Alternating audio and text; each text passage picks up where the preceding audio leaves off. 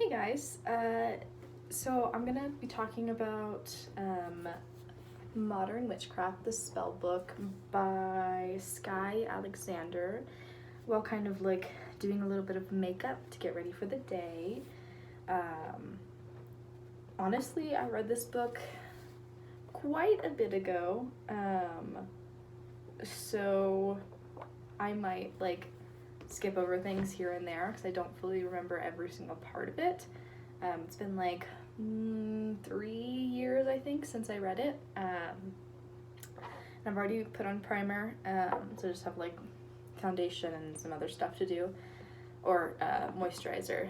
So this book is really, really good. I can't really show you guys the inside because I have some flowers drying in it right now. But it's very much a kind of like a cover everything for spellcraft. It definitely doesn't like go in deep, which is a little unfortunate, but it's kind of what you get with like most modern witchcraft books or most modern like spell books. Is it's fairly surface level because it's meant for beginners, which is like completely fine.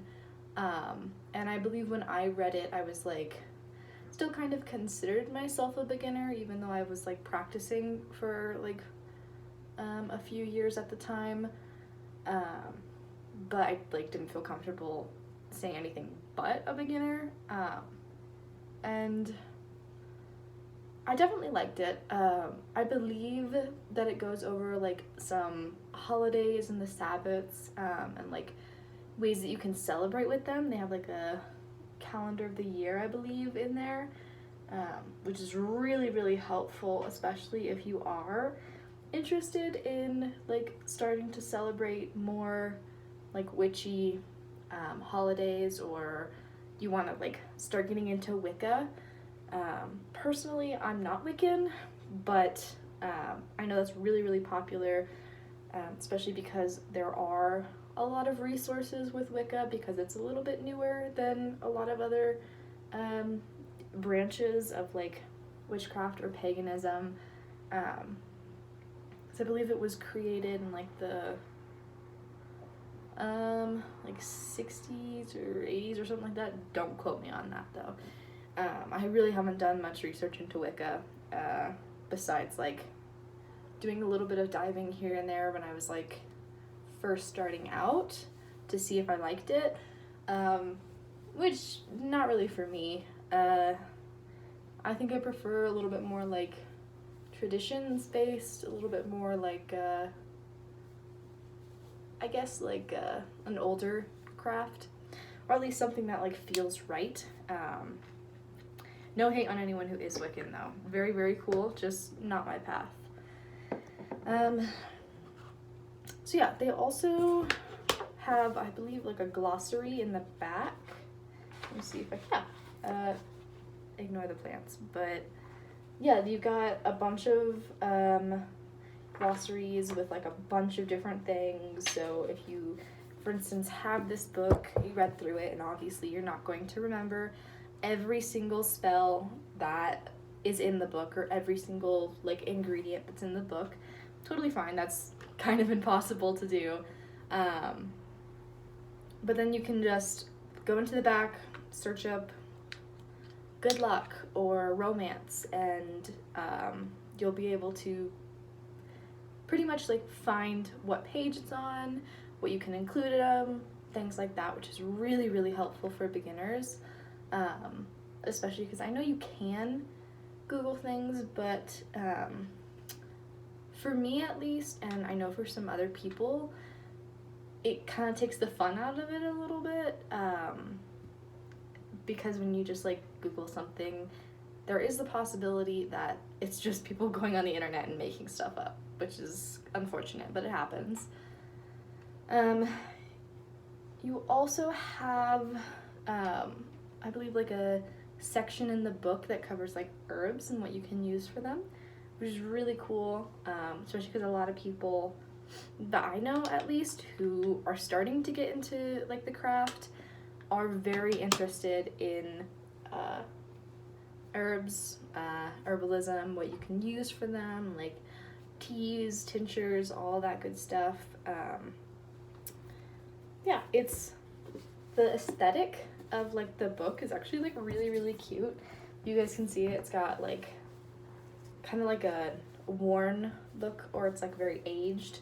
The pages are all kind of like goes between like the same and like different lengths, so that it makes it look like a little bit more handmade, which is really cool. The way that it's formatted is a lot like a recipe book, to where it's like, I'll see if I can show you it a little bit. It's got like your recipe here with like the title. It's got little like tidbits and all that. Tells you like ingredients, tools, when to perform it, and what to do. Which, like I said, if you're a beginner and you're interested in like starting your craft, this is like really nice for you. Something that did kind of rub me the wrong way is like their section on like deities and spirits, which, like I said, it's been a while since I read it, but I believe that they go over like spirit animals, but I don't think that they ever mention like the culture or the tribe that spirit animals like originated from. And knowing that like most, if not all, native practices are closed practices, you really shouldn't like just put that in like a beginner's book, because obviously they're going to trust what you say because they have like no other knowledge of it. So you really should like at least try to make sure that whatever you're saying in your book is from an open culture or from an open practice. So yeah, which if you like have native ancestors or anything like that, you do you, but knowing that like beginners are going to read everything they have as truth, because that's what we do, it is a little unfortunate to see them just kind of brush past that. And let's see if I can remember anything else by going through it. I believe in the beginning that they like kind of describe what magic is, which I think that's nice. I have noticed that like most all beginner spiritual books are going to do that. They're all going to, what is magic, what are spells, what are rituals, which can be a little redundant if you kind of like already know what you're doing, or you already like know what they are. But knowing that most all of the books that you're gonna find that are readily available without you actually having to search for them, that are just like Barnes and Noble's spirituality section, like they're gonna be for beginners. That's probably the easiest like thing to sell, is beginner books, which is completely understandable. Like, but if you are someone who has been practicing for a while, I really don't think that you need this book. I think it can definitely help you in your practice if you want to like start including more spells and more rituals and all of that, because it has a lot in there, which is really, really helpful, especially if you don't want to have to continuously create your own. But it definitely is like the information besides the actual spells isn't really anything new for most practitioners. That being said, I could definitely be wrong. There could definitely be people who like have been practicing for a while and want the same information that's in this book. At least for me, when I read it, I was like, a lot of it was like, I already know that, but thank you for reaffirming. So yeah, I'd probably rate this book like a like an 8 out of 10 for beginners. I'd say definitely really helpful. It's not super expensive, which is like really nice, especially because you don't want like spirituality and magic or anything like that to be defined based on like your income. It's just not how it should be. It should be like accessible for everyone. So yeah, I believe it was only like yeah, it was like $17, which you can be said that's pretty pricey, but it's not a new book, so you can most likely find it at like a used bookstore or like online at a used like bookstore. There's also thrift books if that's like something that you can order in your area. They're really, really nice for books because they're all like really cheap because it's like thrifted. So that's really nice if you are interested in getting some more books but you are a little tight in the bank, or you can even find like a PDF. Personally, I believe that like all knowledge should be free as long as it's not something that's going to be used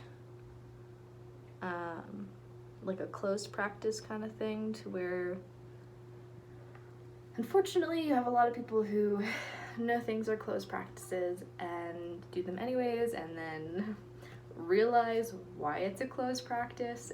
There's usually not people closing off a practice just because they want to like exclude you from something. It's almost always they are closing off the practice to protect you, or to say like, if you are not a descendant from this practice, you have a very real chance of being in danger. But yeah, so if you can and you are interested, you can definitely probably find it online. It should probably be in like a Barnes & Nobles in your area, because it is like a pretty popular book. I would be surprised if it wasn't in a Barnes & Nobles or like a standard like bookstore that had a spirituality section. Let's see. Yeah.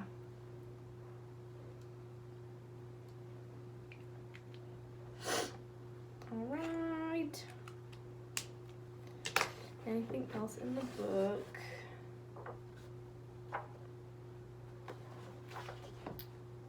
Yeah, they go a lot over like a bunch of different types of spells, which I thought was really cool. They include like some actual like recipes for like food. They include like herbs. They include like little charms, potions, which I do like, especially like I said, beginners. If you're trying to figure out what works for you, what you like, if you are going to invest in a book, it's not a bad one to have. Doesn't have as many spells as like the 5,000 spells book that's really popular, that has like a bunch of, it's pretty much just filled with spells, but it does have a very wide variety, basically like in the beginning explaining like what is this, how to do this, which, not to be redundant, but very, very good for beginners. So yeah, I'm not done with the makeup yet. I just have to do eyeliner and lipstick. But yeah, I would say if you are interested, let me know how you like it. Let me know if you like have practiced or if you have done any of the spells that are in this book. I think I've done like 2 or 3. Honestly, personally, I like to do my own spells or do things that I find that are like very traditions based. It just feels like more right for me to do something that's like my creation. But yeah, let me know what you guys think. Let me know if you guys are interested in buying it or anything like that.